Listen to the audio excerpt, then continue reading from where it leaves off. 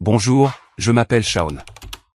Grandir dans la banlieue de Boston, notre famille semblait parfaite de l'extérieur. Belle maison, 2 voitures dans l'allée, vacances en famille chaque été. Mes parents, bien que pas riches, offraient une vie confortable à moi et à ma petite sœur, Caitlin. J'avais 12 ans et Caitlin en avait 8 quand tout a changé. Mon père a annoncé qu'il quittait ma mère pour sa secrétaire, Diane. En moins de 6 mois, ils étaient mariés et avaient déménagé en Californie, à 3000 miles de nous. Ma mère, Evelyn, était dévastée. Elle avait été mère au foyer pendant la majeure partie de sa vie adulte. Et soudain, elle a été propulsée dans le monde du travail avec des compétences obsolètes et une montagne de bagages émotionnels. Bien que mon père ait proposé une pension alimentaire, ma mère a refusé par fierté. Nous n'avons pas besoin de son argent, disait-elle en serrant les dents.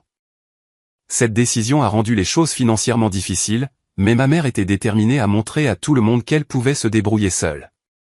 En tant qu'aîné, j'ai rapidement appris à prendre mes responsabilités. À 14 ans, je tondais les pelouses en été et je pelletais les allées en hiver. J'aidais à la maison, cuisinais le dîner quand maman travaillait tard et maintenait toujours des notes parfaites. Pendant que je prenais plus de responsabilités, ma mère compensait l'absence de mon père en gâtant Caitlin. Rien ne lui était jamais refusé. Nouveaux vêtements, les derniers jouets, desserts supplémentaires, couvre-feu prolongé. Le raisonnement de ma mère était toujours le même, c'est juste une petite fille à qui son papa manque. Je comprenais la motivation de ma mère, mais le double standard était évident. Quand Caitlin faisait des crises, ma mère la dorlotait. Quand elle ramenait des notes médiocres, ma mère trouvait des excuses, tout le monde n'est pas fait pour les études, disait-elle. Même si Caitlin passait plus de temps sur son téléphone qu'à étudier. Pendant ce temps, on s'attendait à ce que j'excelle en tout sans me plaindre. Au moment où j'ai obtenu mon diplôme d'études secondaires, j'avais économisé assez pour ma première année d'université et obtenu des bourses pour le reste. J'ai choisi une université d'État avec un bon programme de commerce, vivant dans un appartement exigu avec 3 colocataires pour économiser de l'argent. Je travaillais 20 heures par semaine à la librairie du campus tout en maintenant ma moyenne. Mon travail acharné a payé quand j'ai obtenu mon diplôme avec mention et immédiatement décroché une place dans un programme de MBA accéléré. Le parcours de Caitlin a été très différent. Elle a à peine obtenu son diplôme d'études secondaires et a erré dans un collège communautaire, changeant de majeur 4 fois en 2 ans. Malgré le fait que ma mère faisait des heures supplémentaires pour payer l'éducation de Caitlin, ma sœur traitait l'université comme un événement social prolongé. Quand Caitlin a finalement été transférée dans une université de 4 ans, j'avais 26 ans et j'établissais ma carrière dans la finance. Ma mère a demandé si je pouvais aider, un peu, avec les frais de scolarité de Caitlin. Ce peu d'aide est rapidement devenu le paiement de tout, frais de scolarité, livres, logement et une allocation mensuelle. Cela ne me dérangeait pas d'aider ma famille. Ma carrière prospérait et je gagnais bien ma vie. Mais cela me dérangeait que Caitlin ne semblait jamais reconnaissante, ne travaillait jamais plus dur et n'essayait jamais d'alléger le fardeau financier. Elle ne m'appelait que lorsqu'elle avait besoin de quelque chose, généralement précédé de « Maman a dit que ça ne te dérangerait pas ». Tout a changé quand j'ai rencontré Rebecca. Nous travaillions pour la même entreprise financière, bien que dans des départements différents. Nous nous sommes connectés lors d'une retraite d'entreprise et j'ai été immédiatement attiré par son intelligence et sa confiance tranquille. Rebecca venait d'une famille riche mais avait insisté pour tracer sa propre voie. Elle avait travaillé pendant ses études, gagné ses propres bourses et gravi les échelons de l'entreprise par pure détermination. La réaction de ma mère envers Rebecca a été tiède au mieux. Lors de notre premier dîner de famille ensemble, ma mère a passé la majeure partie de la soirée à parler de l'esprit créatif de Caitlin et comment certaines personnes ne sont tout simplement pas faites pour le succès conventionnel. Rebecca était gracieuse, mais je voyais que les pics subtils la dérangeaient. Caitlin était encore pire, roulant des yeux chaque fois que Rebecca parlait et faisant des commentaires désobligeants sur les robots d'entreprise. Malgré l'accueil froid de ma famille, Rebecca et moi nous sommes rapprochés. Après 2 ans de relation, je l'ai demandé en mariage et elle a accepté. Je pensais que ma famille serait heureuse pour moi, mais leurs félicitations semblaient forcées. Ma mère a immédiatement demandé si les parents riches de Rebecca paieraient pour le mariage, et Caitlin a demandé pourquoi nous nous précipitions. Au fur et à mesure que ma relation avec Rebecca s'épanouissait, je commençais à voir plus clairement la dynamique de ma famille. J'avais favorisé le favoritisme de ma mère et le sentiment de droit de Caitlin pendant des années. J'avais été le responsable, le réparateur, la banque. Et pour la première fois, je priorisais mon propre bonheur, ce qui semblait menacer le système auquel nous étions tous habitués. Mais je n'étais pas encore prêt à les affronter. La paix avait toujours été mon mode par défaut, et j'espérais qu'une fois qu'il connaîtrait mieux Rebecca, il changerait d'avis. Avec le recul, j'aurais dû savoir que le mariage serait le point de rupture. Tout le ressentiment, la jalousie et le dysfonctionnement qui mijotaient depuis des années étaient sur le point de déborder de la manière la plus publique et douloureuse possible. Quand Rebecca et moi avons annoncé nos fiançailles lors d'une petite réunion de famille, ma mère a réussi un sourire serré tandis que Caitlin examinait ses ongles avec un intérêt soudain. « Félicitations », a finalement dit ma sœur, son ton suggérant qu'elle reconnaissait une réussite mineure plutôt qu'une étape de vie. Cette réponse froide n'était que le début de ce qui allait devenir 18 mois de drame de planification de mariage. Les parents de Rebecca, James et Linda Thompson, ont insisté pour payer le mariage. Notre fille unique mérite son jour de rêve, ont-ils dit chaleureusement. C'étaient des gens vraiment gentils qui avaient bâti une entreprise de développement immobilier prospère à partir de zéro. Contrairement aux stéréotypes des gens riches, ils étaient terre à accent grave terre et généreux. Leur offre aurait dû être reçue avec gratitude, mais ma mère l'a interprétée comme un affront. Je suppose que rien de ce que je pourrais fournir ne serait assez bon pour elle, a marmonné ma mère après avoir rencontré les Thompson pour discuter des plans initiaux. Nous ne pouvons pas tous nous permettre l'extravagance. Rebecca n'avait jamais fait de commentaires sur les finances de notre famille ni exprimé autre chose que de l'appréciation pour l'hospitalité de ma mère. Pourtant, ma mère la peignait constamment comme une snob. Au fur et à mesure que la planification progressait, la jalousie de Caitlin s'intensifiait. Quand Rebecca lui a demandé d'être demoiselle d'honneur, ma sœur a accepté avec une réticence visible. Je suppose que je n'ai pas le choix si je veux éviter le drame familial, a-t-elle dit, transformant un geste gentil en obligation. Le premier incident majeur s'est produit lors de l'achat des robes de demoiselle d'honneur. Rebecca avait pris rendez-vous dans une boutique, l'organisant des semaines à l'avance pour s'adapter aux horaires de chacun. Caitlin a envoyé un SMS 30 minutes après l'heure du rendez-vous, un empêchement. Je ne peux pas venir. Plus tard, Instagram a raconté la vraie histoire car Caitlin a posté des photos d'un brunch avec des amis dans un restaurant à 2 pâtés de maison de la boutique. Lorsqu'on l'a confrontée, Caitlin a balayé l'affaire, c'est juste une robe. Pourquoi tout le monde est si coincé avec ces trucs de mariage? Rebecca, toujours diplomate, a reprogrammé un essayage privé pour Caitlin, qui est arrivée en retard et s'est plainte de chaque option de style. Les visites de lieux sont devenues un autre champ de bataille. Rebecca et moi étions tombés amoureux d'un bâtiment historique rénové surplombant le port. Lors de notre visite en famille, Caitlin a souligné chaque défaut. Ce sol est inégal. L'éclairage est terrible. L'acoustique rendra les discours impossibles à entendre. Le coordinateur du lieu, un professionnel avec 20 ans d'expérience, semblait de plus en plus mal à l'aise à mesure que les critiques de Caitlin s'accumulaient. La dégustation du menu aurait dû être agréable, mais Caitlin a soudainement développé des allergies au plat préféré de Rebecca. Je n'arrive pas à croire que tu choisirais quelque chose qui pourrait m'envoyer à l'hôpital, a-t-elle accusé.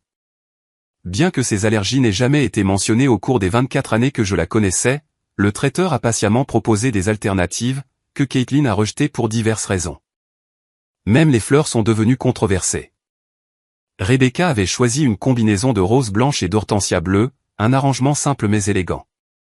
Des fleurs blanches à un mariage, révolutionnaire, a commenté Caitlin sarcastiquement. Et les hortensias ne portent-ils pas malheur? Dans certaines cultures, non, comme l'a poliment confirmé le fleuriste. Les enterrements de vie de garçons et de jeunes filles étaient prévus le même week-end dans des endroits différents. Mes amis ont organisé un voyage de pêche dans un chalet au bord d'un lac, tandis que les amis de Rebecca ont prévu un week-end spa. D'une manière ou d'une autre, Caitlin a convaincu certaines demoiselles d'honneur qu'un spa était ennuyeux et a redirigé l'enterrement de vie de jeunes filles vers une série de boîtes de nuit. Rebecca, qui n'est pas une grande buveuse ni fan de musique forte, a enduré un week-end entièrement adapté aux préférences de Caitlin. Pendant cette période, les exigences financières de Caitlin ont augmenté de façon spectaculaire. Elle avait besoin d'une nouvelle voiture parce que son actuelle ne ferait pas bien sur les photos de mariage. Elle voulait changer d'appartement parce que son logement actuel était trop déprimant et qu'elle avait besoin de quelque part de bien pour se préparer mentalement pour le mariage. Chaque demande s'accompagnait de manipulations émotionnelles, si tu te souciais vraiment de ta famille, ou Je suppose que le confort de Rebecca compte plus que le bien-être de ta sœur. Malgré ma frustration croissante, j'ai continué à la soutenir financièrement. J'ai payé le dépôt de garantie et co-signé le bail d'un appartement de luxe bien au-delà de ce qu'une barista à temps partiel devrait se permettre. J'ai couvert ses frais de scolarité pour un autre semestre malgré le fait qu'elle soit en probation académique. J'ai même aidé avec la compte pour une voiture plus récente, bien que pas le modèle de luxe qu'elle avait initialement exigé. Rebecca a remarqué le schéma, mais l'a abordé doucement. Tu sais, tu n'es pas obligé de dire oui à tout, n'est-ce pas, a-t-elle dit un soir après que j'ai approuvé une autre des demandes de Caitlin. J'ai l'impression qu'elle profite de ta générosité. C'est la famille, ai-je répondu automatiquement, la réponse que j'avais été programmé à donner depuis l'enfance. Mais l'observation de Rebecca avait touché une corde sensible. Aidais-je Caitlin ou favorisais-je des comportements qui finiraient par lui nuire? Le dîner de répétition aurait dû être mon signal d'alarme. Nous avions réservé une salle privée dans un restaurant haut de gamme avec une heure de début stricte pour accueillir le groupe de 20 personnes. Caitlin est arrivée 45 minutes en retard, légèrement ivre, portant une robe blanche qui était suspectement de style nuptial. Ma mère a immédiatement trouvé des excuses, la circulation était terrible. Ce n'était pas le cas. Et elle a fait un double quart aujourd'hui. Elle ne l'avait pas fait. Alors que le père de Rebecca portait un toast sincère m'accueillant dans leur famille, Caitlin a reniflé de manière audible et a chuchoté quelque chose à mon cousin qui les a fait rire tous les deux. J'ai vu l'éclair de blessure dans les yeux de Rebecca, et pendant un moment, j'ai envisagé de confronter ma sœur. Mais avec le mariage à quelques heures seulement, je me suis convaincu de laisser passer. Un jour de paix de plus, ai-je pensé. Après le mariage, j'établirai des limites. Je n'avais aucune idée que, après le mariage, arriverait d'une manière aussi spectaculaire et humiliante. Le matin de notre mariage s'est levé parfait avec un ciel bleu clair et une brise douce venant du port.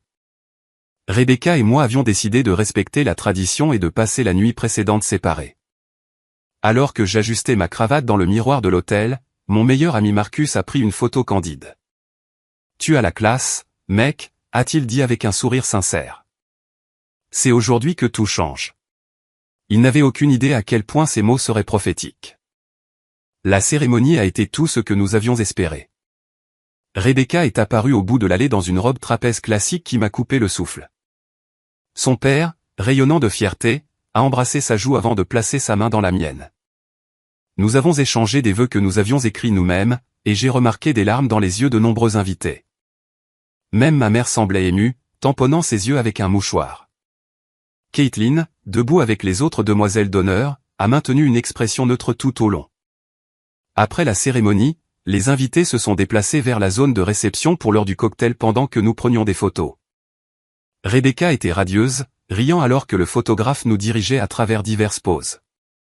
Je n'arrive pas à croire que nous sommes vraiment mariés, a-t-elle chuchoté lors d'un moment calme. C'est le plus beau jour de ma vie. La réception a commencé en douceur. Le bâtiment historique semblait magique avec des guirlandes lumineuses drapées depuis les poutres apparentes et des bougies vacillant sur chaque table. Notre première danse s'est parfaitement déroulée alors que nous nous balancions sur notre chanson choisie, At Last, d'Etta James. La foule a applaudi alors que je faisais basculer Rebecca à la note finale, tous les deux riant de pure joie. Le dîner a été servi, un repas de 3 plats qui avait pris des mois à planifier. Les discours ont commencé avec Marcus partageant des histoires drôles de nos jours d'université tout en soulignant mes meilleures qualités. La demoiselle d'honneur de Rebecca a parlé avec éloquence de leur amitié et m'a accueilli dans leur cercle. Tout au long de ces moments, j'ai remarqué que Caitlin faisait de fréquents voyages au bar, revenant à chaque fois avec un verre de champagne plus plein. Quand le père de Rebecca s'est levé pour faire son discours, Caitlin oscillait visiblement sur son siège. Ma mère, assise à côté d'elle, semblait inconsciente ou délibérément ignorante de l'état de ma sœur. Monsieur Thompson a parlé chaleureusement des valeurs familiales et de l'importance de se soutenir mutuellement à travers les défis de la vie. Nous ne pourrions pas être plus heureux d'accueillir Shaun dans notre famille, a-t-il conclu en levant son verre.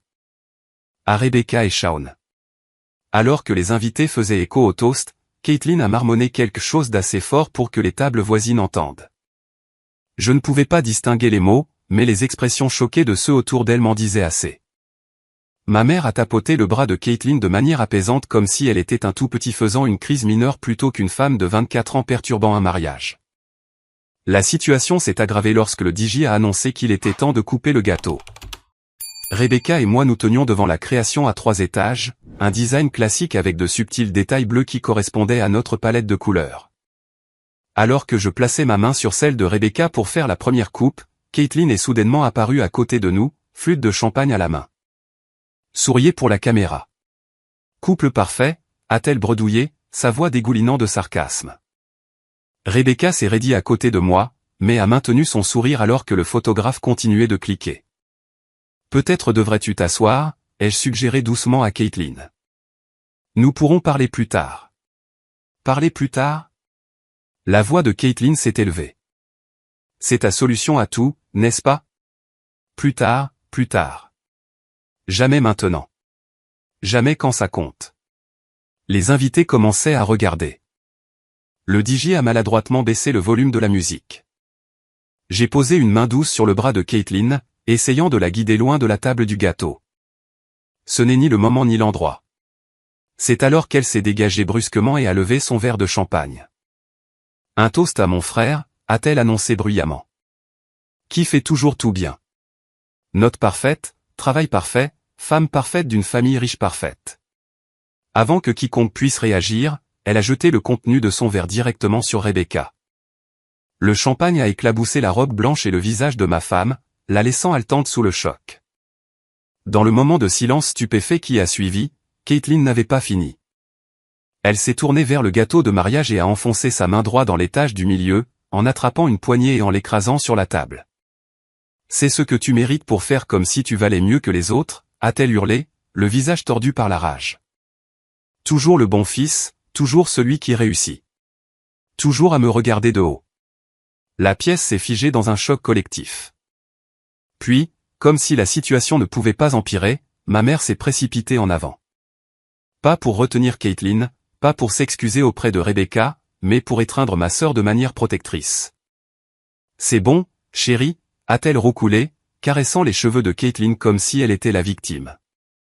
Elle a juste besoin d'évacuer, a expliqué ma mère aux spectateurs horrifiés comme si ce comportement était une libération émotionnelle naturelle plutôt qu'une attaque inexcusable. Rebecca se tenait parfaitement immobile, le champagne dégoulinant de ses cheveux, sa robe de rêve tachée. Ses parents se sont précipités à ses côtés avec des serviettes et des mots de soutien. Mon beau-père semblait prêt à retirer physiquement Caitlin des lieux, mais Rebecca l'a doucement retenue avec une main sur son bras. Pas maintenant, papa, l'ai-je entendu chuchoter. N'aggravons pas les choses. Marcus et plusieurs garçons d'honneur ont rapidement entouré Caitlin et ma mère, les escortant diplomatiquement mais fermement vers une pièce latérale. Le DJ, montrant une présence d'esprit remarquable, a immédiatement monté le volume de la musique et annoncé l'ouverture de la piste de danse, tentant de rediriger l'attention des invités. Les demoiselles d'honneur de Rebecca l'ont entourée, l'aidant à aller à la suite nuptiale pour évaluer les dommages sur sa robe. Je me tenais seul près du gâteau ruiné, l'esprit vide de choc et de colère montante. La mère de Rebecca a serré mon bras en passant. « Va voir ta femme », a-t-elle dit fermement. « Nous nous occupons de ça. » Dans la suite nuptiale, Rebecca était remarquablement composée. Le pire du champagne avait été épongé de sa robe, bien qu'une légère tache soit restée. « C'est bon », a-t-elle dit en voyant mon visage. « C'est juste une robe. »« Ce n'est pas bon », ai-je répondu, ma voix serrée par une rage contrôlée. « Rien de tout cela n'est bon. » Rebecca a pris mes mains dans les siennes. Nous avons deux choix en ce moment. Nous pouvons laisser cela ruiner notre jour de mariage, ou nous pouvons retourner là-bas et montrer à tout le monde que nous sommes plus forts que ce drame. Ce jour est à propos de nous, Shaun, pas de Caitlin. Sa force m'a étonné. Nous sommes retournés à la réception où le personnel avait retiré le gâteau endommagé et servi les portions restantes. Nos invités, prenant exemple sur notre sang-froid, sont progressivement retournés à la fête. Caitlin et ma mère avaient apparemment quitté les lieux entièrement. Alors que nous dansions, nous mêlions aux gens et essayions de sauver notre journée spéciale, Rebecca s'est penchée près de mon oreille. Quand nous reviendrons de notre lune de miel, quelque chose doit changer, a-t-elle chuchoté. Je t'aime, et je soutiendrai tout ce que tu décideras, mais cela ne peut pas continuer. J'ai hoché la tête, sachant qu'elle avait raison. Trop longtemps, j'avais favorisé le dysfonctionnement dans ma famille, priorisant une paix temporaire sur des limites nécessaires. Alors que Rebecca et moi nous balancions sur une autre chanson lente, les invités nous regardant avec des sourires compatissants, j'ai pris une décision. Le cycle se terminerait maintenant. Je vais m'en occuper, ai-je promis à ma nouvelle femme. À partir de ce soir. Elle a haussé un sourcil. Ce soir? Nous partons pour notre lune de miel demain. Certaines choses ne peuvent pas attendre, ai-je répondu, calculant déjà mentalement exactement ce qui devait être fait. Croyez-moi, au moment où nous sommes retournés dans notre chambre d'hôtel cette nuit-là, épuisés par les montagnes russes émotionnelles de la journée, mon plan était entièrement formé. Pendant que Rebecca prenait sa douche et se préparait pour le lit, je me suis assis avec mon ordinateur portable, faisant une liste de chaque lien financier entre moi et ma sœur. Le désastre du jour du mariage avait été douloureux, mais il avait aussi été clarifiant, et la clarté, je le découvrais, pouvait être un puissant motivateur pour l'action. Je me suis réveillé à 5h30 le lendemain matin, faisant attention à ne pas déranger Rebecca en me glissant hors du lit. Notre vol pour Bali n'était qu'en fin d'après-midi, me donnant juste assez de temps pour exécuter mon plan. J'ai ouvert mon ordinateur portable au petit bureau de notre suite d'hôtel et j'ai sorti un document que j'avais créé la veille, Inventaire financier Caitlin. La liste était plus longue que ce que j'avais réalisé. Dépôt de frais de scolarité universitaire pour le prochain semestre d'automne, 4 000 $. Bail co-signé sur son appartement de luxe, 2 000 $ par mois. Prime d'assurance automobile, 200 $ par mois. Carte de crédit à mon nom qu'elle était autorisée à utiliser, moyenne de 3 000 $ par mois. Virement bancaire direct pour les urgences, environ 1 000 $ par mois. Téléphone portable sur mon forfait familial, 120 $ par mois. Service de streaming sur mes comptes, 60 $ par mois. Supplément d'assurance maladie, 400 $ par mois. Au total, je dépensais plus de 7 000 $ par mois pour soutenir ma sœur de 24 ans, qui travaillait à temps partiel par choix et échouait constamment à ses cours. La réalisation m'a frappé comme un coup physique. Cela ne l'aidait pas. Cela l'estropiait. Mon premier appel à 8h pile quand les bureaux ont ouvert a été pour le service financier de l'université. J'ai besoin de retirer un dépôt de frais de scolarité, ai-je expliqué calmement à l'administrateur. Après avoir vérifié mon identité et confirmé que j'étais bien le payeur sur le compte, ils ont traité ma demande. Les 4 000 $ seraient remboursés sur mon compte dans les 3 jours ouvrables. Ensuite, j'ai visité la banque en personne dès leur ouverture à 9h. J'ai gelé le compte chèque conjoint que j'avais établi pour les urgences et retiré Caitlin en tant qu'utilisateur autorisé sur ma carte de crédit. La banquière, une femme d'environ mon âge, a traité les demandes sans commentaire, bien que son expression suggérait qu'elle avait déjà vu ce scénario. À 10h, j'ai rencontré brièvement un avocat que j'avais consulté auparavant pour des conseils d'investissement. Quelles sont mes obligations légales concernant le bail de l'appartement que j'ai co-signé, ai-je demandé après avoir expliqué la situation dans les grandes lignes. Vous êtes responsable du loyer si votre sœur ne paie pas, a-t-il confirmé. Mais vous pouvez contacter le propriétaire et expliquer la situation. Il pourrait vous permettre de payer une pénalité pour retirer votre nom, surtout si vous trouvez un locataire de remplacement ou si votre sœur accepte d'ajouter un autre co-signataire. J'ai appelé la société de gestion immobilière ensuite. La responsable des locations était étonnamment compréhensive. Les situations familiales peuvent être compliquées, a-t-elle dit diplomatiquement. Nous pouvons geler le bail actuel et exiger une nouvelle demande avec un garant différent si votre sœur souhaite rester. Sinon, elle devra quitter les lieux dans les 30 jours. Et oui, vous serez responsable de tout dommage ou loyer impayé. Tout au long de la matinée, mon téléphone a vibré constamment avec des notifications de SMS de Caitlin. Pourquoi tu ne réponds pas?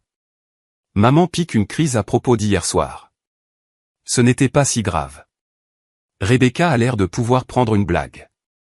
Tu réagis toujours de manière excessive. Peux-tu me transférer de l'argent? La voiture a besoin de nouveaux pneus. Je les ai tous ignorés, me concentrant plutôt sur ma liste de contrôle. J'ai annulé les paiements automatiques pour son assurance automobile, les retiré de mon forfait familial de téléphone portable avec un préavis de 30 jours et j'ai changé les mots de passe de tous les services de streaming. À midi, j'avais effectivement coupé tout lien financier sauf le bail de l'appartement, qui prendrait plus de temps à résoudre complètement.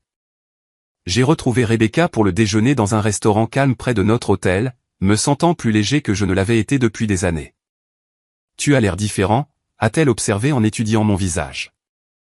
Qu'est-ce que tu as fait toute la matinée? J'ai expliqué mes actions en détail. Rebecca a écouté sans interrompre, son expression pensive. Quand j'ai fini, elle a tendu la main à travers la table et a serré la mienne. Es-tu sûr de ça? A-t-elle demandé. Je sais que c'est ta famille. C'est exactement pour ça que je le fais, ai-je répondu. La vraie famille ne s'exploite pas. La vraie famille veut que chaque membre grandisse et s'épanouisse. Ce que j'ai fait, c'est favoriser la dépendance et le sentiment de droit. Rebecca a hoché la tête lentement. Je te soutiens complètement, mais prépare-toi au retour de bâton. Ça va empirer avant de s'améliorer. Comme sur un signal, mon téléphone a sonné. Le nom de ma mère a clignoté sur l'écran. Après 12 appels ignorés, j'ai décidé qu'il était temps de répondre. Shaun, enfin. Où étais-tu? Caitlin est hystérique. Elle dit que sa carte a été refusée à l'épicerie et la banque dit que tu l'as retirée des comptes. Il doit y avoir une erreur. Sa voix avait le ton familier d'autorité supposée comme si j'avais encore 12 ans et que je m'étais mal comporté. J'ai pris une profonde inspiration avant de répondre. Il n'y a pas d'erreur, maman. Après ce qui s'est passé à mon mariage, des changements devaient être faits.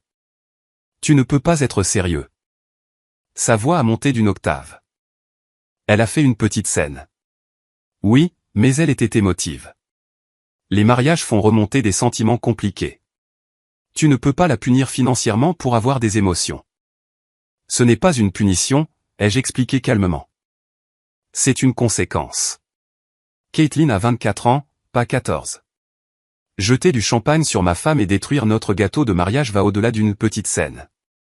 Mais même si cela ne s'était pas produit, ce changement était attendu depuis longtemps. J'ai favorisé sa dépendance trop longtemps. La voix de ma mère est devenue froide. Alors c'est ça. Ta nouvelle femme chic décide que ta vraie famille n'est pas assez bien, et tu nous coupes juste les vivres. Cela n'a rien à voir avec Rebecca, ai-je déclaré fermement. Il s'agit d'établir des limites saines qui auraient dû exister il y a des années. Caitlin a besoin d'apprendre l'indépendance et la responsabilité. Elle devra abandonner l'école. Elle sera expulsée. C'est ce que tu veux? Ce que je veux, c'est que ma sœur grandisse. Elle a des options. Elle peut obtenir un emploi à temps plein. Elle peut demander une aide financière. Elle peut trouver des colocataires pour un appartement plus abordable. Il y a des conséquences à ses actions, et il est temps qu'elle les vive. La voix de ma mère est devenue larmoyante, sa tactique de manipulation finale. Tu détruis cette famille.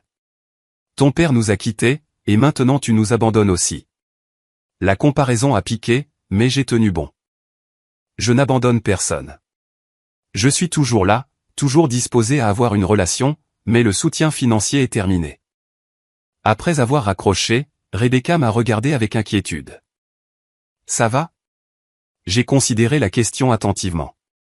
Oui, ai-je finalement répondu. Pour la première fois depuis longtemps, je pense que ça va vraiment. Nous avons fini le déjeuner et sommes retournés à l'hôtel pour nous préparer pour notre vol de lune de miel. Alors que nous emballions les dernières affaires, Rebecca m'a soudainement entouré de ses bras par derrière.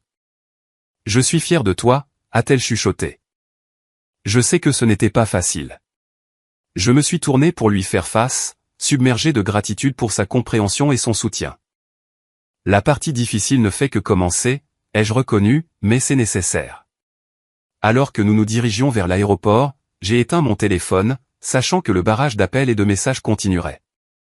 Pour les 2 prochaines semaines, Bali serait notre sanctuaire. Mais je planifiais déjà ce qui se passerait à notre retour car couper le soutien n'était que la première étape. Le vrai défi serait de reconstruire mes relations familiales sur des termes plus sains, si cela était même possible. Notre lune de miel à Bali était exactement ce dont nous avions besoin, 2 semaines de plage, de temple et de déconnexion complète du drame à la maison. Le complexe avait un service cellulaire irrégulier, ce qui m'a donné l'excuse parfaite pour garder mon téléphone éteint la plupart du temps. Quand nous avons atterri à Boston, la réalité est revenue instantanément. Mon téléphone, une fois allumé, a vibré en continu pendant près de 5 minutes avec les notifications accumulées, 57 appels manqués, 123 SMS, 32 messages vocaux et des dizaines de notifications sur les réseaux sociaux. Les appels manqués provenaient principalement de ma mère et de Caitlin, avec quelques-uns de membres de la famille élargie qui avaient apparemment été recrutés pour leur cause. Les SMS racontaient l'histoire de la panique et de la colère croissante de Caitlin à mesure qu'elle découvrait chaque changement financier. Ma carte a été refusée. Appelle-moi à Zap. Le bureau de l'appartement dit que tu as gelé le bail. C'est quoi ce bordel? L'école dit que mon dépôt de frais de scolarité a été retiré. C'est une blague? Je n'arrive pas à croire que tu me fasses ça pour une blague de mariage stupide. Maman est absolument dévastée. J'espère que tu es heureux. Ta femme t'a poussé à faire ça, n'est-ce pas? Elle ne m'a jamais aimé. Rappelle-moi, lâche. Les messages vocaux suivaient un modèle similaire, commençant par la confusion, passant à la colère, puis aux tentatives de culpabilisation et enfin au marchandage désespéré. Les messages de ma mère étaient particulièrement manipulateurs, allant de « je t'ai mieux élevé que ça » à « j'ai eu des douleurs thoraciques à cause du stress que tu causes ». Rebecca a fait défiler certains des messages dans le taxi qui nous ramenait à la maison. Son expression était un mélange d'incrédulité et de justification. « Waouh !» a-t-elle murmuré après avoir écouté un message vocal particulièrement vitriolique de Caitlin. Et il se demande pourquoi tu avais besoin de limites. Nous nous étions à peine installés dans notre appartement quand la sonnette a retenti. Par le Judas, j'ai vu ma mère debout dans le couloir, les bras croisés, l'expression sombre. Je me suis préparé et j'ai ouvert la porte. « Alors, tu as finalement décidé de rentrer ?» a-t-elle dit en guise de salutation. « Pendant que tu profitais de tes vacances de luxe, ta sœur souffrait. » J'ai reculé, lui permettant d'entrer, mais refusant de mordre à l'hameçon. « Veux-tu du café, maman ?» Elle a ignoré l'offre, faisant les 100 pas dans notre salon comme un procureur préparant une déclaration liminaire.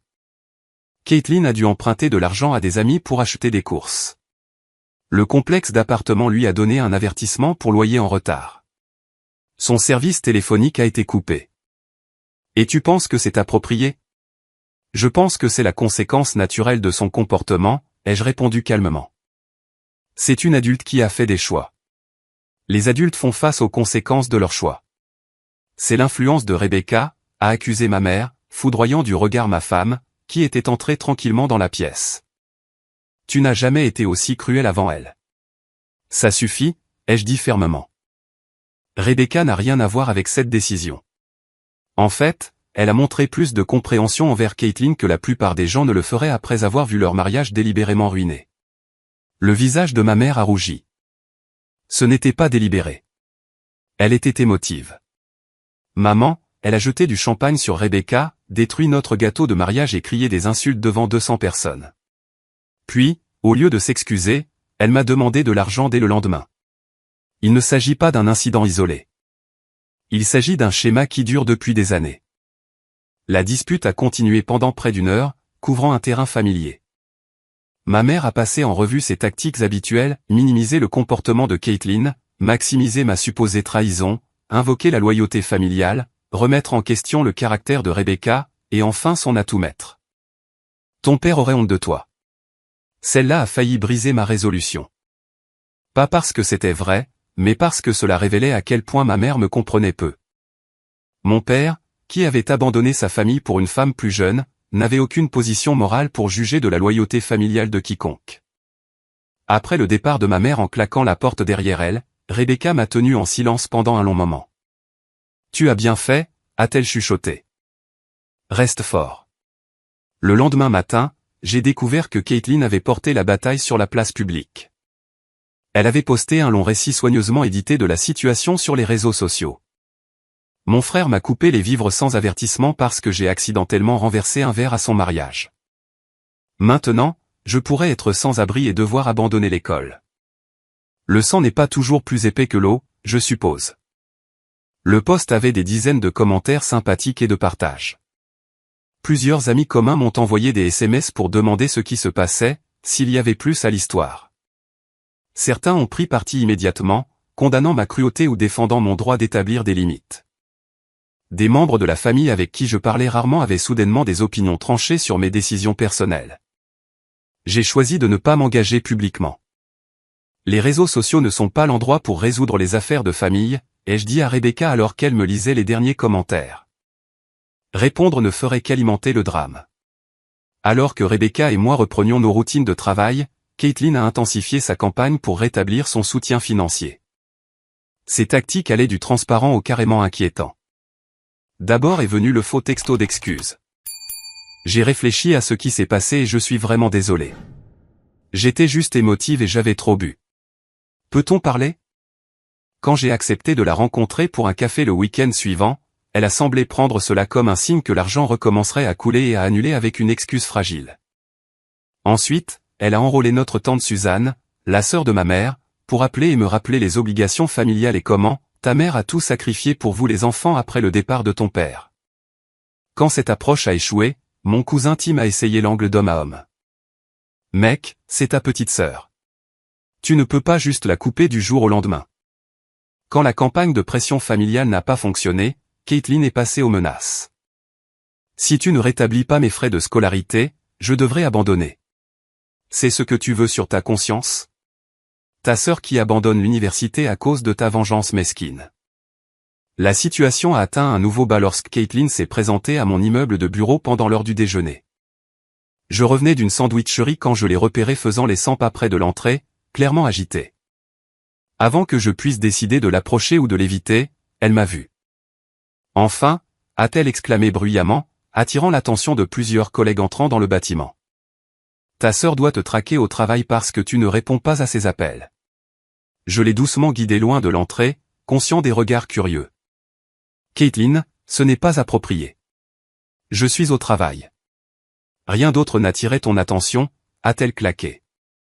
J'ai besoin d'argent pour le loyer. Ils vont m'expulser. Nous pouvons en discuter plus tard, pas ici, ai-je insisté. Alors, tu vas aider? Son expression s'est illuminée immédiatement. Non, je vais parler. Le soutien financier est toujours terminé. Son visage s'est tordu de rage. Espèce de salaud égoïste. Tu as plein d'argent. Tu viens de dépenser des milliers pour une lune de miel chic pendant que je mange des nouilles instantanées et que je pourrais perdre mon appartement. Alors que sa voix montait, plus de têtes se tournaient vers nous. Mortifié, j'ai essayé de désamorcer la situation, mais Caitlin était au-delà de la raison. Elle a continué sa tirade jusqu'à ce que la sécurité s'approche, demandant si tout allait bien. Non, tout ne va pas bien, a craché Caitlin. Mon frère essaie de ruiner ma vie. Finalement, j'ai dû retourner au travail, laissant Caitlin fumer de colère sur le trottoir. Mon patron m'a appelé dans son bureau cet après-midi-là. Je me suis préparé à une réprimande à propos de la scène, mais son approche m'a surpris. Problème de famille, a-t-il demandé avec sympathie. J'ai hoché la tête, embarrassé. Désolé pour la perturbation plus tôt. Il a balayé mes excuses. Quelqu'un nous a envoyé une vidéo de ton mariage. Elle a fait le tour du bureau la semaine dernière. C'était une sacrée situation que tu as gérée là. Il s'est penché en avant. Établir des limites n'est pas facile, surtout avec la famille. Prends-le de quelqu'un qui a appris cette leçon trop tard. Sa compréhension était inattendue et profondément appréciée. Pendant ce temps, ma mère avait commencé à se plaindre de divers problèmes de santé. Migraine, hypertension artérielle, insomnie, tous prétendument causés par l'inquiétude pour Caitlin et la détresse de mon abandon. Ces rapports arrivaient par des singes volants, des membres de la famille qui mentionnaient nonchalamment « ta mère souffrait tellement hier, elle pouvait à peine sortir du lit ». Malgré les tentatives persistantes de culpabilisation, j'ai maintenu ma position. Rebecca et moi avons profité d'un bref week-end à Cap Cod, un répit bien nécessaire du drame en cours. Lors d'une promenade paisible sur la plage, je me suis retrouvé à réfléchir aux implications à long terme de ma décision. Et s'il ne change jamais, ai-je demandé à Rebecca. Et si cela endommageait définitivement ma relation avec ma mère et ma sœur? Rebecca a considéré la question sérieusement. C'est possible, a-t-elle reconnu. Mais demande-toi, la relation que tu avais était-elle saine? Était-elle réciproque ou était-elle basée sur la dépendance financière et la manipulation émotionnelle? Ces questions étaient inconfortablement perspicaces. Je suppose que j'achète leur affection depuis des années, ai-je admis, et ça ne marchait même pas. À notre retour de week-end, j'ai eu un message vocal surprenant de mon père. Nous parlions occasionnellement, généralement de brefs appels pour les anniversaires ou les vacances, mais nous n'avions pas eu de conversation substantielle depuis des années. Shaun, c'est papa. Ta tante a mentionné ce qui se passe avec Caitlin. Je sais que nous ne parlons pas beaucoup, mais j'aimerais en discuter si tu le veux bien. Appelle-moi quand tu peux. Je l'ai rappelé ce soir-là, ne sachant pas à quoi m'attendre. Après des politesses maladroites, il en est venu au fait. Ta mère a appelé Diane en larmes, disant que tu as abandonné la famille. Connaissant ta mère, je me suis dit qu'il y avait un autre côté à l'histoire. Je lui ai donné la vérité sans phare sur le comportement de Caitlin au mariage et les années de dépendance financière qui y ont mené.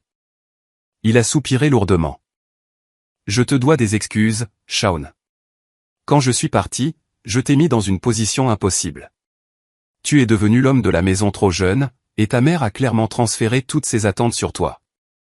Cette reconnaissance, 20 ans en retard, m'a frappé fort. Pourquoi me dis-tu ça maintenant? Parce que je te vois répéter une erreur que j'ai faite, a-t-il répondu. J'ai permis les dépenses de ta mère pendant des années pour éviter le conflit. Au moment où j'ai finalement posé une limite, la relation était trop endommagée pour être sauvée. Tu fais la bonne chose avec Caitlin, mais fais-le pour la bonne raison. Parce que cela l'aidera finalement à grandir, pas parce que tu es en colère à propos du mariage. Sa perspicacité était étonnamment précieuse. Donc, tu penses que je devrais rester ferme? Absolument. Mais garde la porte ouverte pour une vraie relation si c'est ce que tu veux. Rends juste clair que l'argent ne fait plus partie de l'équation. Après avoir raccroché, j'ai ressenti un étrange sentiment de clarté. Le désastre du mariage, aussi douloureux fut-il, avait forcé des changements nécessaires qui couvaient depuis des années. Maintenant, je devais décider quel genre de relation je voulais avec ma famille à l'avenir, si tant est qu'il y en ait une. Une semaine après notre retour de lune de miel, j'ai programmé une réunion avec ma mère et Caitlin. Grand Brook Coffee Shop, 8h40 pile, précisait mon texto. J'ai quelque chose d'important à discuter. J'ai choisi l'heure matinale délibérément, sachant que Caitlin se réveillait rarement avant 10h. Sa présence exigerait un effort réel, un petit test de sérieux. Je suis arrivé 20 minutes en avance avec un dossier de documents et j'ai sécurisé une table d'angle loin des autres clients. Le café était occupé par les navetteurs du matin prenant leur dose quotidienne de caféine, l'agitation fournissant un tampon de bruit blanc pour ce qui serait probablement une conversation émotionnelle. À 8h39, ma mère est entrée, son expression prudemment neutre. Elle avait clairement fait un effort avec son apparence, cheveux fraîchement coiffés, maquillage précis. J'ai reconnu la tactique, une tentative de transmettre quelle était la partie composée et raisonnable dans ce conflit. Une minute plus tard, Caitlin s'est affaissée par la porte, semblant délibérément débrailler en contraste. Cerne sous les yeux, cheveux tirés en arrière négligemment, portant un sweatshirt froissé de l'université de Boston. Sa déclaration visuelle était tout aussi claire, « Regarde comme je souffre à cause de toi. » Merci d'être venu, ai-je dit alors qu'elle s'asseyait. J'avais déjà commandé leur boisson préférée, un latte vanille pour ma mère et un mocha glacé pour Caitlin. Ce petit geste de considération a semblé les désarmer momentanément. De quoi s'agit-il, Shaun, a demandé ma mère, son ton suggérant que cette réunion était un inconvénient plutôt que son idée d'une opportunité de réconciliation.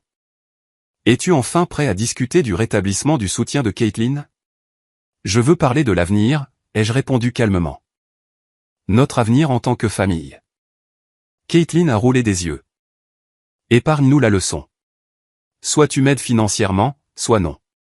Le gérant de l'appartement menace d'expulsion et l'inscription pour le semestre prochain ferme dans 2 semaines. J'ai hoché la tête, reconnaissant ses préoccupations sans réagir à son ton. Je comprends que ta situation est précaire en ce moment. C'est en partie pourquoi je voulais vous rencontrer. J'ai ouvert le dossier et retiré plusieurs documents, les plaçant soigneusement sur la table. Ma mère et ma sœur ont échangé des regards confus. Qu'est-ce que c'est que tout ça, a demandé ma mère avec méfiance. Les vraies nouvelles, ai-je répondu. Ma réponse à tout ce qui s'est passé. J'ai fait glisser le premier document vers elle. Ceci est l'acte d'un petit condo à Somerville. Une chambre, une salle de bain, rien d'extraordinaire, mais dans un quartier sûr avec un bon accès au transport en commun. Je l'ai acheté la semaine dernière comme propriété d'investissement. Leurs expressions sont passées de la confusion à un intérêt prudent.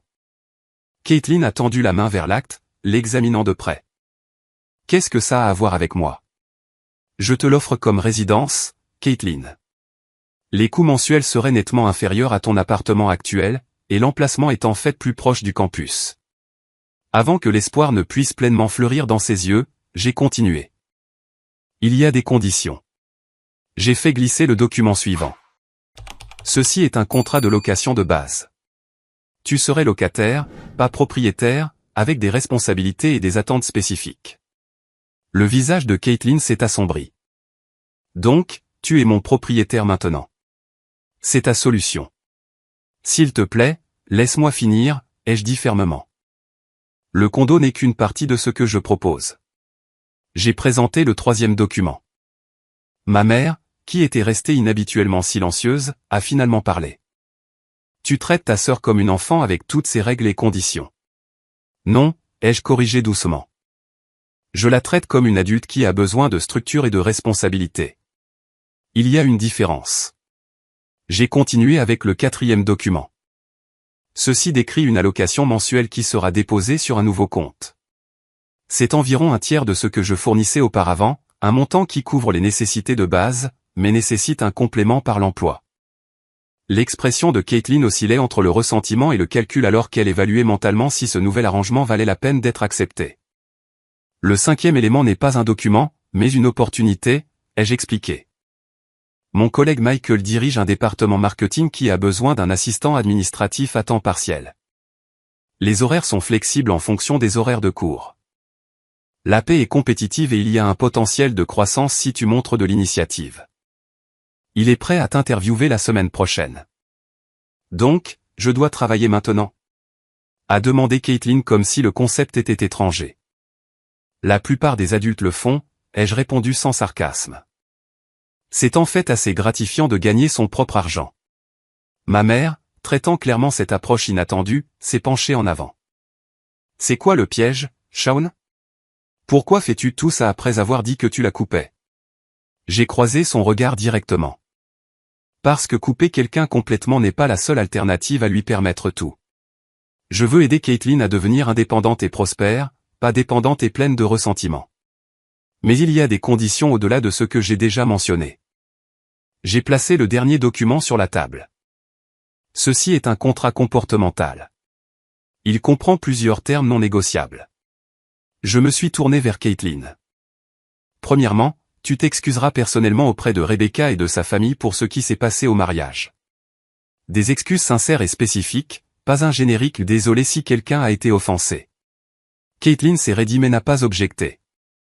Deuxièmement, tu assisteras à des séances de thérapie hebdomadaires. J'ai recherché plusieurs thérapeutes qualifiés spécialisés dans la dynamique familiale et la croissance personnelle. Tu peux choisir celui que tu préfères, mais la présence est obligatoire pour un soutien continu. Ma mère est intervenue. Thérapie? Il n'y a rien qui cloche chez Caitlin qui nécessite une thérapie. Maman, ai-je dit doucement. Ce qui s'est passé à mon mariage n'était pas un comportement normal. La dynamique que nous avons développée en tant que famille non plus. Nous pourrions tous bénéficier d'une perspective professionnelle. Avant qu'elle ne puisse argumenter davantage, j'ai continué. Troisièmement, cet arrangement est probatoire pour 6 mois. Si les termes sont violés, en particulier concernant Rebecca ou la performance académique, le soutien prend fin immédiatement. Si tout se passe bien, nous pouvons discuter d'ajustements qui accordent plus d'indépendance à mesure qu'elle est gagnée. Et quatrièmement, il y aura une période de réflexion. Aucun contact entre nous pendant 30 jours pendant que tu considères cette offre et commence la thérapie si tu acceptes. Nous avons tous besoin d'espace pour réinitialiser nos dynamiques. Le silence qui a suivi était lourd de tension. Caitlin fixait les documents, le conflit évident dans son expression. Ma mère semblait déchirée entre l'indignation face aux conditions et le soulagement que je n'abandonnais pas complètement sa fille. Cela ressemble à une punition, a finalement dit Caitlin, sa voix plus petite que je ne l'avais entendue depuis des années. Ce n'est pas une punition, ai-je répondu. C'est un chemin vers une relation plus saine pour nous tous. Une relation où tu as tout le pouvoir, a-t-elle rétorqué. J'ai toujours eu le pouvoir financier, Caitlin. La différence est que je l'utilise maintenant pour encourager la croissance plutôt que la dépendance. Finalement, le but est que tu n'aies plus du tout besoin de mon soutien. Ma mère, qui feuilletait les documents avec une agitation croissante, a soudainement claqué sa main sur la table. C'est ridicule. Tu agis comme une sorte de dictateur bienveillant. Nous sommes ta famille, pas des cas de charité à gérer. C'est exactement le problème, maman, ai-je dit en maintenant mon calme. Tu m'as traité comme un distributeur automatique pendant des années, pas comme un fils ou un frère avec des sentiments et des limites. Quand Rebecca a été publiquement humiliée lors de ce qui aurait dû être le jour le plus heureux de nos vies, ton premier instinct a été de réconforter la personne qui a causé la douleur, pas les victimes de celle-ci. Quelque chose dans mes mots a semblé pénétrer ses défenses. Elle s'est rassise, momentanément sans voix. J'avais 12 ans quand papa est parti, ai-je continué, ma voix s'adoucissant. J'ai grandi vite parce que je le devais. J'ai pris des responsabilités, obtenu des emplois, aidé à la maison, tout en maintenant des notes parfaites parce que je savais que l'université était mon seul chemin vers la sécurité. Je ne m'en voulais pas à l'époque parce que je vous aimais toutes les deux et je voulais aider. Caitlin regardait ses mains, refusant de croiser mon regard. Mais quel coup en cours de route, aider s'est transformé en permettre. Mon soutien est devenu attendu puis exigé. Mon succès est devenu quelque chose que Caitlin enviait plutôt que d'y aspirer. Et toi, maman, tu as encouragé ce ressentiment parce que c'était plus facile que de la tenir responsable. Les yeux de ma mère se sont remplis de larmes, mais pour une fois, elle semblait sincère plutôt que tactique. Je voulais juste la protéger, a-t-elle chuchoté. Après le départ de ton père, je ne pouvais pas supporter de voir l'une de vous blessée à nouveau. Mais tu nous as blessés, ai-je répondu doucement. En nous traitant si différemment, tu as appris à Caitlin que les crises sont récompensées et que la responsabilité est tenue pour acquise. Tu l'as préparée à la frustration quand le monde réel ne fonctionne pas de cette façon. Caitlin, qui était restée inhabituellement silencieuse, a finalement levé les yeux. C'est comme ça que tu me vois? Comme une enfant gâtée qui ne peut pas fonctionner dans le monde réel? J'ai considéré ma réponse avec soin. Je te vois comme quelqu'un avec du potentiel qui n'a jamais été mis au défi de le réaliser. Je vois ma petite sœur qui dessinait des images incroyables et écrivait des histoires créatives avant de décider que l'effort académique n'était pas cool. Je vois quelqu'un à qui on a dit que ses émotions justifient n'importe quel comportement, peu importe qui est blessé. Des larmes ont coulé sur ses joues, et pour la première fois depuis des années, elle ne semblait pas manipulatrice. J'étais tellement jalouse, a-t-elle admis d'une voix étranglée. Tout est toujours venu si facilement. Bonne note, bon travail, bonne relation. J'avais l'impression de ne jamais pouvoir être à la hauteur. Rien n'est venu facilement, ai-je corrigé. J'ai travaillé incroyablement dur pendant que tu dormais ou faisais la fête.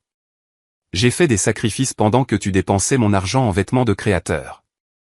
La différence n'était pas la capacité, Caitlin. C'était l'effort et la responsabilité. Ma mère a tendu la main vers celle de Caitlin, mais au lieu de son réconfort habituel, elle a dit quelque chose de surprenant. La conversation qui a suivi a été l'échange le plus honnête que notre famille ait connu depuis des années. Il y a eu des larmes, des récriminations et des reconnaissances douloureuses de tous les côtés. J'ai admis mon rôle dans le maintien de la dynamique malsaine en choisissant la voie de la moindre résistance. Ma mère a reconnu son favoritisme et les dégâts qu'il avait causés. Et Caitlin, le plus surprenant, a admis que son comportement au mariage avait été inexcusable, motivé par des années d'insécurité et de sentiments de droit. J'ai été horrible avec Rebecca dès le premier jour, a-t-elle avoué. Elle n'a jamais rien fait pour le mériter. Je détestais juste qu'elle semble si parfaite, si organisée. À côté d'elle, je me sentais comme un gâchis. Au moment où nos tasses de café étaient vides, la foule du matin s'était éclaircie. Nous avions parlé pendant près de 3 heures, couvrant un terrain qui avait été évité pendant des décennies. Rien n'était entièrement résolu, mais des graines de compréhension avaient été plantées. J'ai besoin de temps pour réfléchir à tout ça, a dit Caitlin, rassemblant les documents que j'avais apportés. Prends le temps dont tu as besoin, ai-je répondu. L'offre tient toujours, mais souviens-toi que l'ancien arrangement est terminé, quoi que tu décides. Alors que nous nous préparions à partir, ma mère a hésité, puis m'a serré maladroitement dans ses bras. Je suis désolé, Shaun, a-t-elle chuchoté. Pour tout. Ce n'était pas une résolution complète, mais c'était un début. En les regardant quitter le café, je me suis senti prudemment optimiste pour la première fois depuis le désastre du mariage. Un vrai changement prendrait du temps, des limites constantes et probablement des conversations plus difficiles. Mais le mur du déni s'était enfin fissuré, et c'était une première étape nécessaire vers la guérison. 6 mois après notre réunion au café, j'étais assis dans mon salon à regarder le football avec Marcus pendant que Rebecca préparait le dîner dans la cuisine. La sonnette a retenti et j'ai ouvert pour trouver Caitlin debout là avec un petit sac cadeau. Pile à l'heure, ai-je noté avec approbation. La ponctualité avait été un combat pour elle, mais elle faisait des progrès. La thérapie me fait mettre 3 alarmes maintenant, a-t-elle répondu avec un sourire d'autodérision. Elle m'a tendu le sac cadeau. Anniversaire de 6 mois du nouvel arrangement. J'ai pensé que ça méritait une reconnaissance. À l'intérieur se trouvait une photo encadrée de Rebecca et moi dansant à notre mariage. Le moment juste avant que le chaos n'éclate. Le fichier original du photographe avait été restauré numériquement pour supprimer toute preuve du désastre du gâteau qui a suivi. C'était réfléchi et symbolique. C'est vraiment gentil, Caitlin. Merci. Les 6 derniers mois avaient apporté des changements remarquables. Après avoir initialement résisté, Caitlin avait pleinement adopté les conditions de notre nouvel arrangement. Les séances de thérapie hebdomadaires, initialement suivies à contre-cœur, étaient devenues la pierre angulaire de sa croissance personnelle. Sa thérapeute, le Dr Angela Martinez, l'avait aidé à identifier des schémas de comportement découlant d'expériences d'enfance et à développer des mécanismes d'adaptation plus sains. Académiquement, Caitlin avait prospéré avec des attentes claires et des conséquences. Sa moyenne était montée à un solide 3,2, et elle s'était finalement fixée sur une majeure en communication avec une mineure en design graphique, des domaines qui convenaient réellement à ses talents naturels. Le travail à temps partiel avec mon collègue Michael avait évolué vers un poste qu'elle appréciait vraiment. Sa créativité naturelle et ses compétences sociales, auparavant canalisées dans le drame et la manipulation, étaient maintenant des atouts dans un environnement professionnel. Michael avait même mentionné la possibilité de la parrainer pour un programme de stage après l'obtention de son diplôme. Le plus significatif, sa relation avec Rebecca s'était transformée. Les excuses formelles requises, livrées lors d'un dîner tendu 3 semaines après notre réunion au café, avaient été maladroites mais sincères. Rebecca, toujours gracieuse, les avait acceptées sans réserve. Depuis lors, elles avaient développé une amitié prudente, se rencontrant occasionnellement pour déjeuner ou faire du shopping sans ma présence. Ma mère avait entrepris son propre voyage d'autoréflexion. Après m'avoir initialement blâmé d'avoir forcé la thérapie sur Caitlin, elle avait finalement cherché elle-même des conseils. Ces séances ont révélé des insécurités profondément ancrées sur sa valeur après l'abandon de mon père et comment ces insécurités s'étaient manifestées dans ses décisions parentales. Nous reconstruisions notre relation lentement avec une communication plus honnête que nous n'en avions jamais eu auparavant. Le dîner de Thanksgiving organisé chez les parents de Rebecca avait été le véritable test de nos progrès. James et Linda Thompson avaient été naturellement appréhensifs à l'idée d'inclure Caitlin, mais Rebecca les avait convaincus de lui donner une chance. La soirée s'était déroulée sans incident, incluant même des moments de chaleur et de rire sincères. Quand Caitlin a présenté à la mère de Rebecca une carte de remerciement faite à la main, il n'y avait pas un œil sec à table. Le dîner est prêt, a appelé Rebecca depuis la cuisine, interrompant mes réflexions. Marcus, tu restes? Je ne manquerai ça pour rien au monde, mon ami, a-t-il répondu en me tapotant l'épaule en passant. La cuisine de ta femme bat les plats à emporter n'importe quel jour. Alors que nous nous rassemblions autour de la table, j'ai observé la conversation facile coulant entre Rebecca et Caitlin à propos d'une exposition d'art à laquelle elles avaient récemment assisté. Ma sœur était engagée, articulée et nettement plus confiante qu'elle ne l'avait été il y a 6 mois. La défensive qui avait caractérisé ces interactions pendant des années avait considérablement diminué. Plus tard, après le départ de Marcus et Caitlin, Rebecca et moi nous sommes installés sur le canapé avec des verres de vin. Elle est comme une personne différente, a observé Rebecca. Je n'aurais jamais pensé que nous en arriverions là. Les limites ont aidé, ai-je reconnu. Mais le vrai changement est venu d'elle. Elle devait le vouloir. L'expérience m'avait enseigné des leçons profondes sur la dynamique familiale et la croissance personnelle. Premièrement, l'amour ne signifie pas permettre sans fin. Le véritable amour exige parfois des limites difficiles qui permettent aux gens de vivre les conséquences naturelles et de développer la résilience. En soutenant financièrement Caitlin inconditionnellement, j'avais en fait entravé sa croissance et contribué à son sentiment d'inadéquation. Deuxièmement, les relations saines exigent le respect mutuel et la responsabilité. Pendant des années, j'avais accepté le manque de respect et la manipulation pour maintenir la paix, créant un schéma dysfonctionnel qui nuisait à tout le monde. Briser ce schéma, bien que douloureux, était nécessaire pour une connexion authentique. Troisièmement, les schémas établis dans l'enfance peuvent persister pendant des décennies s'ils ne sont pas examinés. Le favoritisme de ma mère, ma surcompensation et le sentiment de droit de Caitlin avaient leurs racines dans l'abandon de notre père et les insécurités qu'il a créées. Comprendre ses origines n'excusait pas le comportement destructeur, mais fournissait un contexte pour l'aborder efficacement. Quatrièmement, la guérison est rarement linéaire. Il y a eu des revers en cours de route, des disputes, des rechutes dans les vieux schémas, des moments de doute. Caitlin avait manqué des rendez-vous de thérapie 2 fois et perdu temporairement ses privilèges d'allocation. Ma mère avait parfois glissé dans des comportements permissifs. J'avais parfois été trop rigide dans l'application des limites, mais la trajectoire globale avait été positive parce que nous sommes restés engagés dans le processus. Enfin, et peut-être le plus important, il n'est jamais trop tard pour reconstruire. Ce qui semblait être des dommages irréparables après le désastre du mariage était en fait devenu le catalyseur d'un changement nécessaire. Parfois, les relations doivent se briser complètement avant de pouvoir être reconstruites sur des fondations plus saines.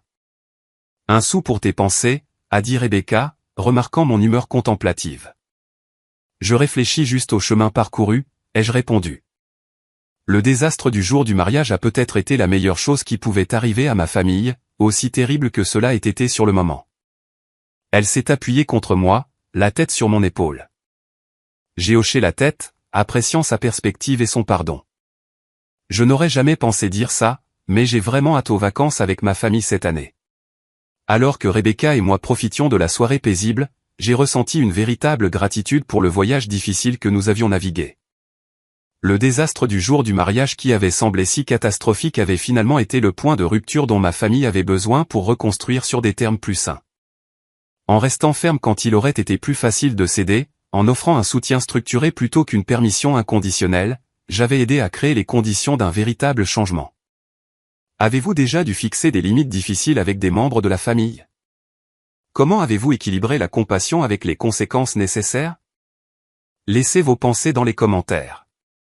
Et si cette histoire a résonné en vous, aimez, abonnez-vous et partagez-la avec quelqu'un qui pourrait avoir besoin de l'entendre. Merci d'avoir écouté mon voyage du désastre du jour du mariage à la guérison familiale. Parfois, les décisions les plus difficiles mènent à la croissance la plus significative. Jusqu'à la prochaine fois, rappelez-vous que le véritable soutien familial signifie vouloir le meilleur l'un pour l'autre, pas toujours céder à ce qui est le plus facile sur le moment.